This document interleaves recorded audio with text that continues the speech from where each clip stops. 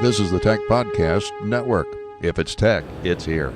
Continuing coverage of the Consumer Electronics Show. We're here in the Behringer booth, and this is the iStudio.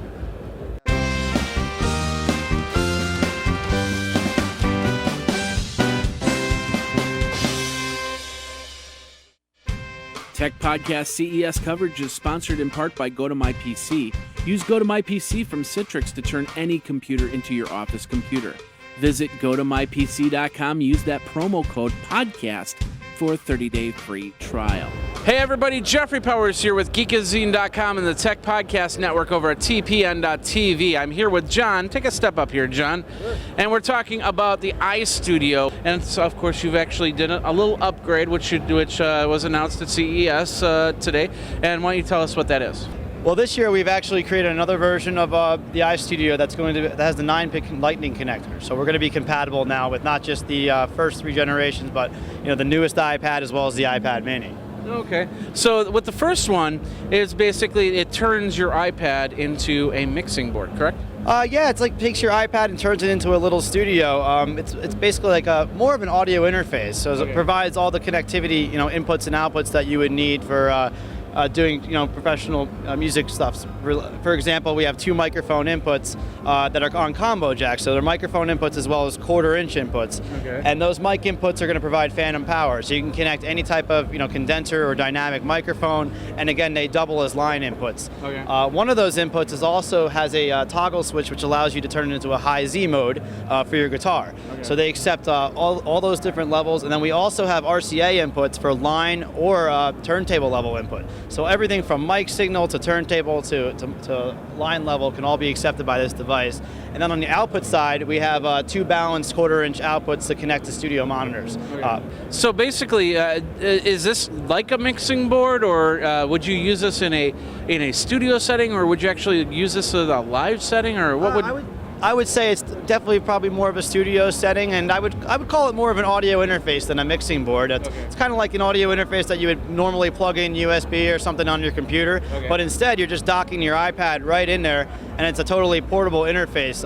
Portable all the way down to the fact that it even has a battery compartment on the bottom, so you can use it completely on the go. Of course, if you do plug it in, it'll charge your iPad as you're using it. Well, that's...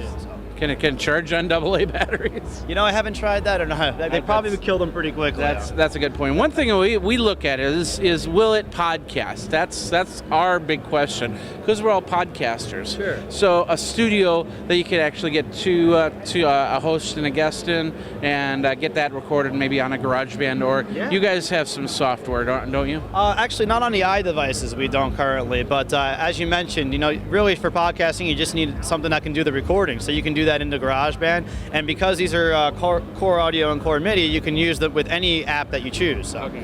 Now you have a USB MIDI port in the back. Does it also turn this into kind of a dumb console for maybe a laptop or something like that?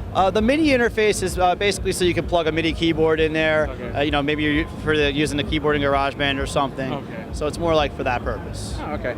Well, when we come back, we're going to talk about availability, especially of this 9-pin thing, because you probably got your newer iPad now. And then, of course, we're going to talk about pricing right after this. You got a problem, we got a solution. Many of us tied to our computers. I know, I remember when I was tied to my computer, couldn't get work done, and especially even in the office, couldn't get work done because you had to be by your computer, your network, your special programs, important files. You field chain to that office desk, but you want to be productive. Well, good news, there's a better way to do that by using GoToMyPC, the secure remote access tool from Citrix. It turns any computer, tablet, or smartphone into your office computer. With GoToMyPC, you can access your entire network, use any program, you can save, edit, and send from any file from anywhere, and you'll never forget a file or never have to carry an important flash drive again. It's the freedom to work wherever and whenever you need. Plus, with GoToMyPC, it's so simple to use, it sets up in minutes. In fact, we're here in Las Vegas, and I have my machines running at home. I connect up using GoToMyPC. It's great because it even gives me another computer to work from. Check it out here, all the viewers over at CES watching all these videos. You'll get a 30-day free trial by visiting GoToMyPC iStudio.com. Click that Try It Free Now button, enter in the code PODCAST. PODCAST will get you 30 days of this great software. Check it out now, and of course, it helps us take care of CES 2013 and beyond. Now let's get back to that fun CES action you've been watching. All right, we're back here with John in Behringer booth, and we're talking about the iStudio, the iPad. I call it a mixing studio. What'd you call it again? Audio interface, but either way. Audio interface, which is actually better because you can make music on this, you can mix music on this, and you can use it for your own headphones or whatever, and you can podcast on it too. So, sure. All right. Let's talk about when... It didn't actually ship last year. It's going to be shipping very soon. It should start seeing it in stores next month. Oh, okay. And the 9-pin, is it going to come out soon? The 9-pin we're looking at Q2.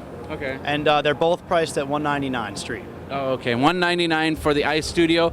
So that sounds like a pretty reasonable deal if you're looking to do a two-person podcast on the road or even in your home and you don't want to pay for all those EQs and compressors and everything like that. So, John, thank you very much for your time. Thank you, Jeffrey. There you go. If you're looking to update your studio, if you want to incorporate your iPad so you can actually use this with mixing, with creating video or creating audio, the iStudio is the way to go from Behringer. We got a lot more video of CES 2013. Jeffrey Powers here with Geekazine and the Tech Podcast Network over at tpn.tv, so stay tuned.